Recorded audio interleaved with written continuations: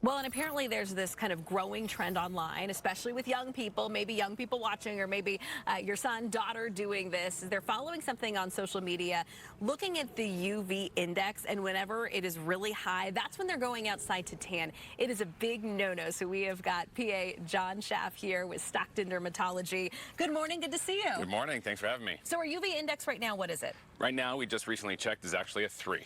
Okay, so that's a pretty moderate level, but what can it get during the hot days? I mean, especially with our first alert days, Saturday, Sunday, Monday, when temperatures are above 110. Right. So currently it's a 3. So 1 to 2 is generally safe. 3 to 5 is moderate. You want to start wearing your SPF and being smart in the sun. 6 to 8 is really wearing SPF and avoiding sun during the high peak hours, usually 10 to 2. And then anything 8 and above. So 11 is generally considered the highest UV rating. It is a actual measurable thing, so in some places you can see UV indexes of 12, 13, 14, but generally it'll just say 11 plus. So apparently there's this new trend. There's always a trend online, right, where some people looking and they're like, oh, it's a 10, it's an 11, I'm going to go outside. That is a big no-no. What is your message to people out there who want to tan and do that? Absolutely. So huge no. So a huge trend I'm actually seeing, one online, but 2 in my office right now, is people saying, oh my gosh, UV index is 9, 10, I'm going to go out tanning, or they're asking their parents to stay home from school because it's a good tanning day because they're going to go burn because they think that spending their time when it's a 1, 2, 3, 4, 5, they're not going to get any tans, not worth their time, and they're going to have those cute little tan lines. So that's a big no-no. I mean, that's really unhealthy for your skin. What are some alternatives? Yeah. I mean, I've spray tanned for years. There are other ways to get around it, even if you're very pale like myself. Yeah, absolutely. I mean, the first thing I want to say real quick, though, is that, you know, they're getting tan, they think it's cute right now, and that's great, but in 10, 15, 20 years, when their youth is evading them, they're going to be chasing it with thousands of dollars for search of lasers and creams and treatment, try to reverse that. Wish they could go back and tell their past selves to just wear sunscreen. So with that being said, either own it and be tan and leathery when you're old, or you don't want that. No one wants that. They say they don't care, but they really do. So what are the alternatives? Wear your sunscreen, wear your self-tanners, your bronzers. They're not the ones from the 80s and 90s that leave you looking like a street candy cane.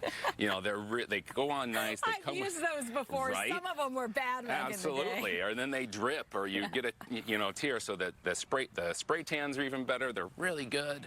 The self tanners are amazing. They have bronzers, they got shimmers, they got all the different fun things that you can use, and they're all reasonably priced. So I think they're really good alternatives. Good options at the drugstore. You also have just like good old sunscreen, because hey, it's okay to embrace your paleness. What do you like to put on as far as sunscreen, and what's the SPF? Absolutely. Nothing wrong with getting a little sun. We all need a little sun, makes you feel good, etc. But it's about being smart. So sunscreen, I always tell my patients, something is better than nothing. 30 or higher and reapplying. If I had to go to the store and pick, I'm going to pick a mineral-based, like a zinc oxide or titanium dioxide, over the chemical. But again, something's better than nothing, because there's nothing worse than me cutting out huge melanomas in young people, and those things can kill you. Do you find that cases have increased over the years? Oh, absolutely, significant increase. It tends to seemingly come in waves. Everything comes in waves, but I've been getting every year, when I look at my metrics and numbers, I'm seeing more and more melanomas, younger and younger. Oh, so scary and so dangerous and so preventable.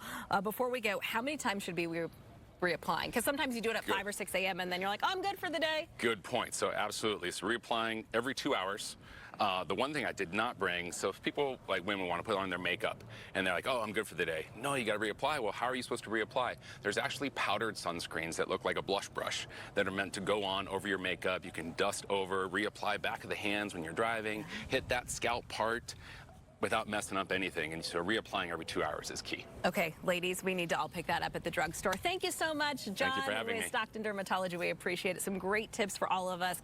We know this time of the year always comes, but we want to keep that skin prepared. We don't want to be in the dermatologist 10, 20 years from now getting everything removed. And obviously, just want to stay safe out there. Absolutely. All right, thanks so much, Kylie. And remember, we do have those 3 first alert weather days in a row starting tomorrow. And as we head into this hot weekend, make sure you download our free First Alert weather app. Also, the notifications turned on so we can be the first to alert you to any important changes.